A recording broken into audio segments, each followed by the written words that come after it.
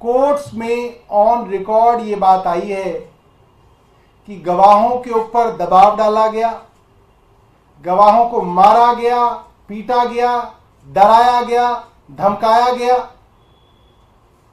और उनके ऊपर यह दबाव बनाया गया कि वो अपनी पुरानी गवाही बदल के वो गवाही दें जो ईडी कह रही है, जो केंद्र सरकार की एजेंसी कह रही है, वो गवाही दें।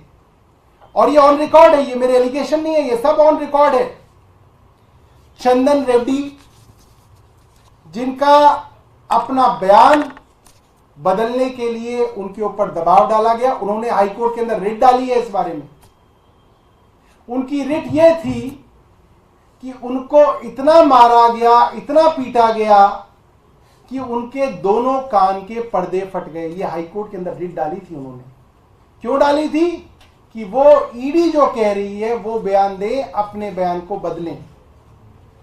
अरुण पिल्लई का बयान है, ऑन रिकॉर्ड है, उनको अपनी गवाही बदलने के लिए डराया गया, धमकाया गया, उनके परिवार के बारे में कह के उनको डराया गया, धमकाया गया, उनकी पत्नी के बारे में, उनकी बेटी के बारे में। ये ऑन रिकॉर्ड है, ये मेरा एलिगेशन नहीं है, ये कोर्ट्स में ऑन रिकॉर्ड बात है।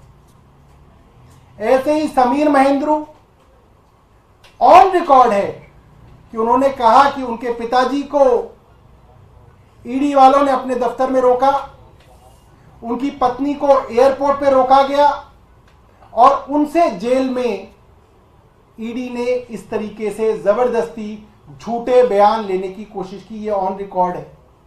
और इसके अलावा ऐसे कई गवाह हैं। संजय सिंह जी ने अप्रैल में एक प्रेस कॉन्फ्रेंस की थी, अप्रैल 2022 के अंदर। उन्होंने सब गवाहों के बारे में और उनकी कोर्ट्स के अंदर जो स्टेटमेंट्स थी उसके बारे में, जो ऑन रिकॉर्ड बातें आई हैं उसके बारे में बताया था किस तरीके से गवाहों को डरा के, धमका के ईडी ने झूठे बयान लिए हैं।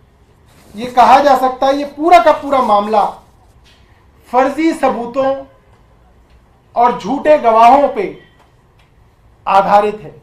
इसका आधार ही झूठ है। इसके बाद जो सबसे बड़ी गवाही अरविंद केजरीवाल जी के खिलाफ इस्तेमाल हो रही है वो है मगुंटा रेड्डी और उनके बेटे राघव रेड्डी के विषय में। मगुंटा रेड्डी के बारे में हम सब जानते हैं कि उनको एनडीए ने, प्रधानमंत्री मोदी जी की अलायंस ने आंध्र प्रदेश के अंदर टीडीपी से टिकट दिया है। वो एनडीए के सांसद बनने के उम्मीदवार हैं।